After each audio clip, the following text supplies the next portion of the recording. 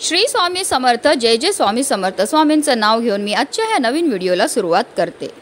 या वर्षी आषाढ अमावास्या 24 जुलै म्हणजेच गुरुवारी साजरी केली जाणार आहे। यालाच आपण दीप अमावास्या किंवा दिव्यांची पहाट असे म्हणतात।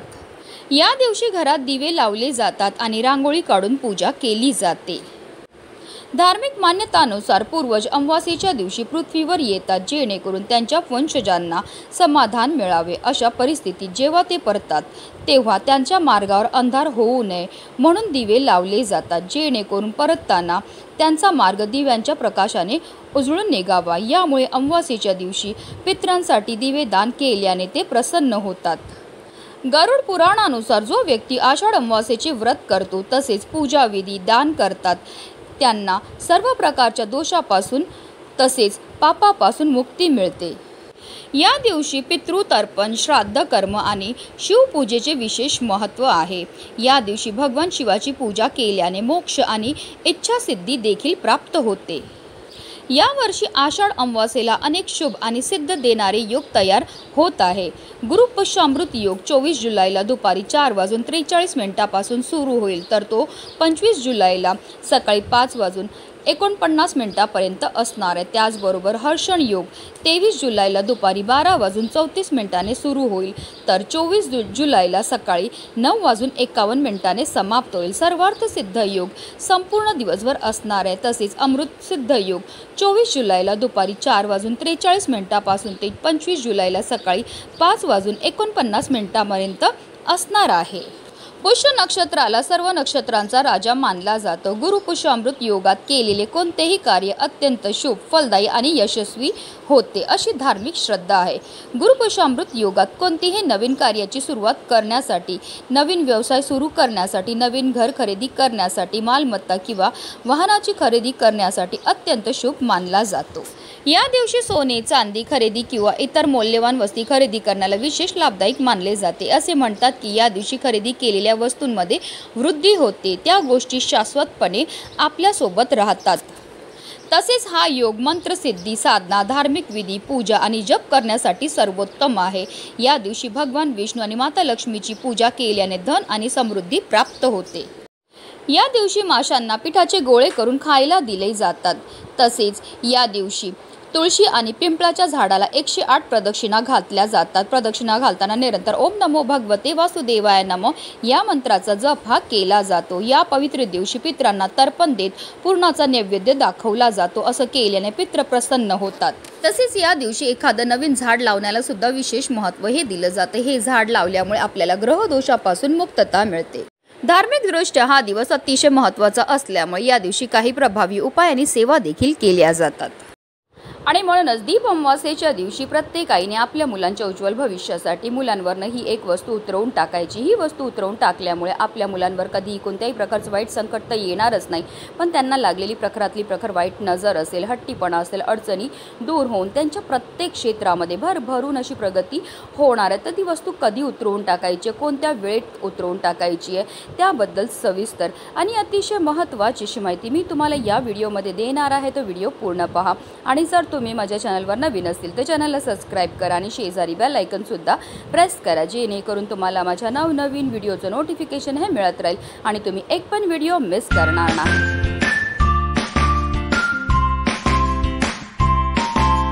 अगदी माझ्यापासून तुमच्यापर्यंत प्रत्येक आईला असं वाटतं की आपल्या मुलांना प्रत्येक क्षेत्रामध्ये भरभरून यश प्राप्त झालं पाहिजे, पण बऱ्याचदा काय होतं ना, आपल्या घरामध्ये काही दोष असतात की आपल्या मुलांमध्ये काही दोष असतात, त्यामुळे सुद्धा त्यांना कोणत्याही क्षेत्रामध्ये यश मिळत नाही। दोष म्हणजे काय, तर जर आपल्या घरामध्ये वास्तुदोष असेल, पितृदोष असेल, की आपल्या मुलांना नजर लागलेली असेल, कुंडलीमध्ये राहू, केतू, शनी या ग्रहांचे दुष्प्रभाव असतील तर आपली मुलं वारंवार आजारी पडतात, चिडचिड करतात, हट्टीपणा करतात, त्यांना केलेला अभ्यास लक्षात राहत नाही, की आपली मुलं खूप शिकलेली आहेत पण त्यांना मनासारखी नोकरी प्राप्त होत नाही। बऱ्याचदा आपल्या मुलांच्या विवाह जुळण्यामध्ये समस्या ह्या निर्माण होत असतात।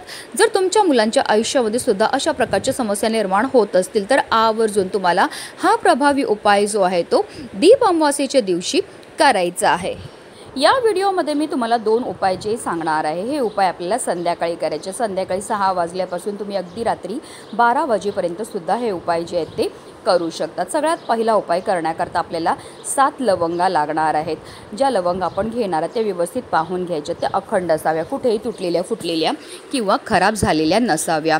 ज्याप्रमाणे लवंगा आपल्या जीवनाची चव वाढवतात, त्याचप्रमाणे आपल्यामध्ये असणारी जेवढी पण नकारात्मकता, इडापिडा, नजरबाधा, करणीबाधा, त्याचबरोबर आपलं भाग्य उजळायचं कामसुद्धा करत असतात। तसेच लवंगा ह्या माता लक्ष्मीला सुद्धा अतिशय प्रिय आहेत आणि जेव्हा पण आपण माता लक्ष्मीला प्रिय असणाऱ्या वस्तूंपासून काही उपाय किंवा सेवा करतो, तर त्यामुळे माता लक्ष्मी आपल्यावर प्रसन्न होत असते। आता आपल्या मुलांना आपल्याला पाटावर बसवायचे की आसनावर बसवायचं आहे, डायरेक्ट जमिनीवर बसवू नका। कारण जर तुम्ही डायरेक्ट जमिनीवर बसून कोणताही उपाय किंवा सेवा केल्या तर त्या सर्व सेवा ज्या आहेत त्या धरती मातेला समर्पित होतात। म्हणून आपल्याला मुलांना जे आहे पाटावर बसवायचे। बसवताना त्यांचा चेहरा जो आहे तो दक्षिण दिशेला होणार नाही याची तुम्हाला आवर्जून काळजीही घ्यायची आहे। आता आपल्या मुलांच्या डोक्यापासून पायापर्यंत आपल्याला 7 वेळा या लवंगा ज्या आहेत त्या उतरवून घ्यायच्यात। उतरवताना आपल्या मनामध्ये असा भाव असला पाहिजे की या लवंगासोबत माझ्या मुलाच्या आयुष्यामध्ये असणारी जेवढी पण नकारात्मकता, इडापिडा, नजरबाधा, करणीबाधा ही दूर झालेली आणि माझ्या मुलांची भरपूर मोठ्या प्रमाणामध्ये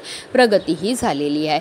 एकदा मुलाच्या डोक्यावरनं आपण या 7 लवंगा उतरवून टाकल्या की आपल्याला घराच्या बाहेर यायचं आहे आणि ह्या वस्तू ज्या आहेत त्या आपल्याला जाळायच्यात। आता तुम्ही गावा साईडला राहत असतील, तुमच्याकडे चूल पेटवत असतील, तर या लवंगा ज्या आहेत त्या आपल्याला चुलीमध्ये पेटवून टाकायच्यात। पण आता तुमच्याकडे चूल नाही आहे, तुम्ही गावा साईडला राहते, मग काय करायचं? मग तुम्हाला एक भांडं घ्यायचं, त्यामध्ये 3 ते 4 वड्या भीमसेनी कापूरच्या प्रज्वलित करायच्यात आणि त्यामध्ये आपल्याला या लवंगा टाकायच्यात आणि ह्या जाळून टाकायच्यात। फक्त हे भांडं ठेवताना लक्षात ठेवा, तुमच्या घराच्या बाहेर काढायचं आहे आणि त्यानंतरच आपल्याला या लवंगा ज्या आहेत त्या पेटवायच्यात। घराच्या आतमध्ये ठेवून आपल्याला हे भांडं जे आहे ते म्हणजे त्याच्यामध्ये लवंगा टाकून पेटवायच्या नाही आहेत।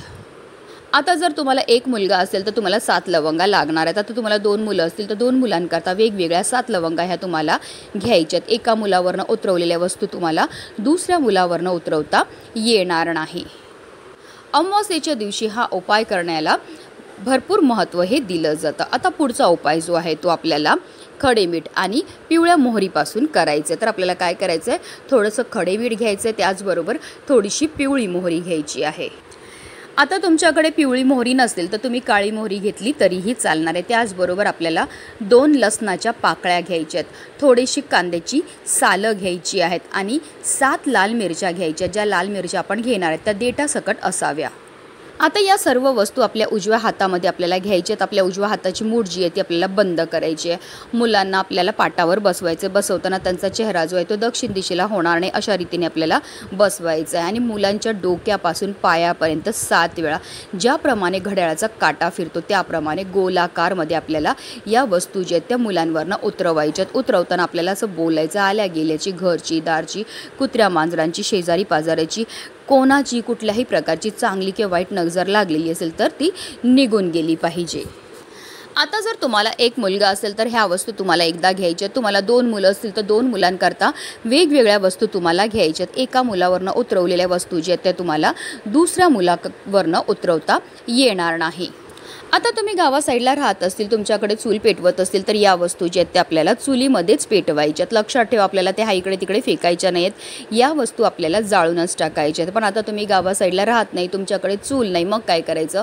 मग तुम्हाला एक भांडं जे आहे ते तुमच्या घराच्या बाहेर ठेवायचं आणि त्यामध्ये 3 ते 4 वड्या भीमसेनी कापूरच्या टाकायच्या, त्या प्रज्वलित करायच्या आणि त्यामध्ये या वस्तू टाकून आपल्याला जाळायच्या आहेत। लक्षात ठेवा, ह्या वस्तू आपल्याला जाळायच्याच आहेत, फेकायच्या नाही आहेत। ह्या वस्तू जेव्हा आपण ह्या कापूरसोबत जाळतो किंवा चुलीमध्ये जाळतो तर त्यामुळे आपल्या मुलांच्या आयुष्यामध्ये असणारी जेवढी पण नकारात्मकता, इडापिडा, नजरबाधा, करणीबाधा ही निघून जाते आणि आपल्या मुलांची भरपूर मोठ्या प्रमाणामध्ये प्रगतीही व्हायला लागते। दीप अमावास्येच्या दिवशी हा उपाय करण्याला अतिशय महत्त्व हे दिलं जातं। दोन्ही उपाय जे आहेत ते खूपच प्रभावी आहेत, नक्की करा। म्हणूनच व्हिडिओ जास्तीत जास्त लोकांपर्यंत शेअर करा, जेणेकरून प्रत्येकाच्या मुलाच्या आयुष्याचं कल्याण हो हीच मनामध्ये इच्छा। श्री स्वामी समर्थ। जय जय स्वामी समर्थ।